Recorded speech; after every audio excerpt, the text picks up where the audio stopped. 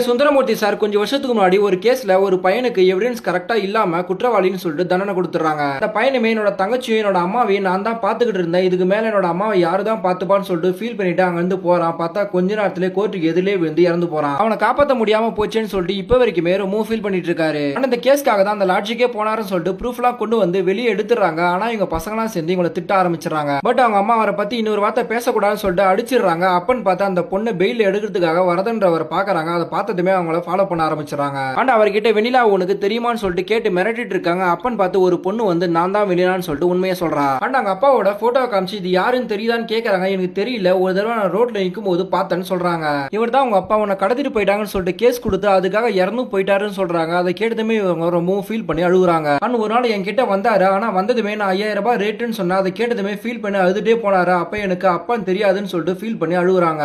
ஆக்சுவலா அன்னைக்கு தான் கவுன்சிலரோட பையன் அவங்களோட ஃப்ரெண்ட்ஸுங்களோட வந்து பொண்ணுங்களை கூப்பிட்டுருப்பாங்க. ஆனா ஏற்கனவே போன பொண்ணுங்க ரொம்பவும் சித்திரவதை அனுபவிச்சிருப்பாங்க. அதனால இந்த பொண்ணு வர முடியாதுன்னு சொல்லிடுறா. சோ வலுக்கட்டாயமா என்ன கடத்திட்டு போயிட்டு 2 நாள் சித்திரவதை பண்ணி தான் ரோட்ல போட்டுட்டு போயிட்டாங்க. அதுக்கப்புறம் இவர் தான் என்ன காப்பாத்தினாருன்னு சொல்றாங்க. ஆனா இவங்க அப்பதான் உன்னோட அப்பா இதை பார்த்துட்டு கம்ப்ளைண்ட் கொடுக்க வந்தாரு, கம்ப்ளைண்ட் எடுக்கணும்னு சொல்லிட்டு தான் கோர்ட்டுக்கு வெளியில இறந்து போயிட்டாருன்னு சொல்றாங்க. சோ உங்களுக்காக உங்க அப்பாவுக்காக தான் நான் கேஸ் எடுத்து நடத்திட்டு இருக்கோம், நீங்க தான் வந்து சாட்சி சொல்லணும்னு சொல்லிட்டு கேட்கறாங்க. ஆனா இந்த பொண்ணுமே பயந்துகிட்டு அவங்களை எதுக்குற சக்தி எங்ககிட்ட இல்லைன்னு சொல்லிட்டு முடியாதுன்னு சொல்லிடுறா.